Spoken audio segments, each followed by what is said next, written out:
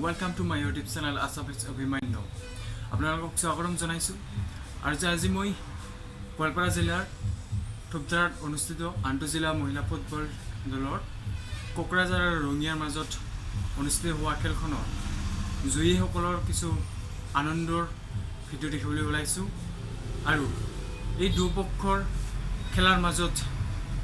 জয়ীসকলে কিমান যে ফূৰ্তি কৰে তাৰে মই ভিডিঅ আপোনালোকক দেখাবলৈ আছো বলক ভিডিঅটো আমি চাও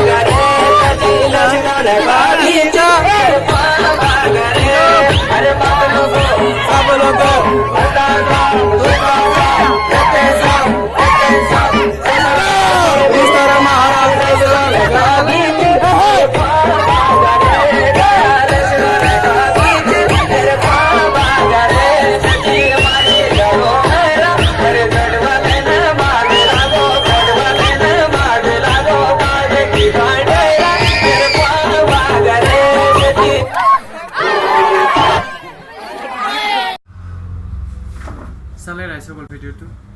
আৰু ভিডিঅটো চাই কেনেকুৱা পালে আৰু যদি ভাল লাগিছে চাই ভাল পালে তেনেহ'লে লাইক কমেণ্ট আৰু ছাবস্ক্ৰাইব কৰিবলৈ নাপাহৰিব